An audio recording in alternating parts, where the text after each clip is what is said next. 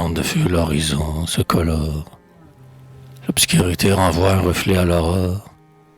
Sous cette pourpre d'air qui pleut du firmament, le sable s'illumine en mer de diamants. Partons-nous. Replions. Après ce léger somme, l'attente de nuit, semblable au jour de l'homme. Et, sur cet océan qui recouvre les pas, recommençons la route où l'on n'arrive pas. Mais ne vaut-elle pas celle où l'on arrive?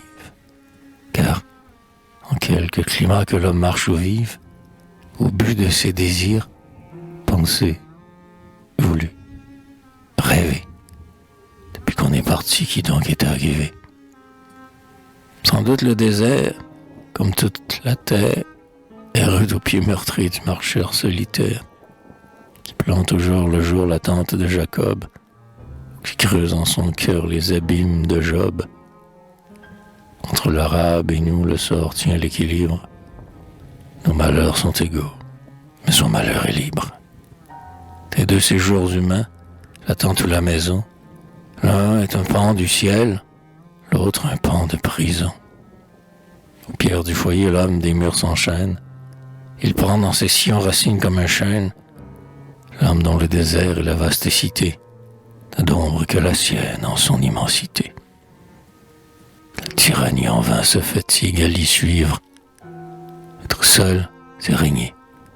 Être libre, c'est vivre. Par la faim et la soif, il achète ses biens.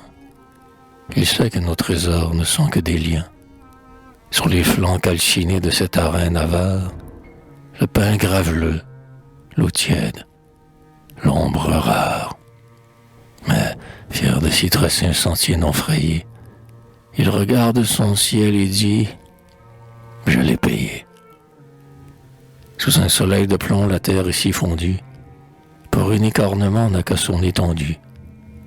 On n'y voit point bleuir, jusqu'au fond d'un ciel noir, ces neiges où nos yeux montent avec le soir.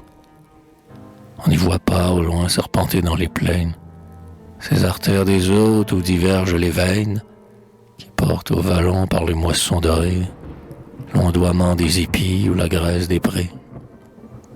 On n'y voit pas blanchir, couchés dans l'herbe molle, ces gras troupeaux que l'homme à ses festins immole. On n'y voit pas les mers dans leurs bassins changeants, franger les noirs écueils d'une écume d'argent, ni les sombres forêts à l'ondoyante robe vêtir de leur velours la nudité du globe, ni le pinceau d'hiver que tient chaque saison, des couleurs de l'année y peindre l'horizon. On n'y voit pas enfin, près du grand lit des fleuves, les vieux murs des cités sortir des cités neuves, dont la vaste ceinture éclate chaque nuit, comme celle d'un sein qui porte un double fruit. Mers humaines d'où montent avec des bruits de houle l'innombrable rumeur du grand roulis des foules.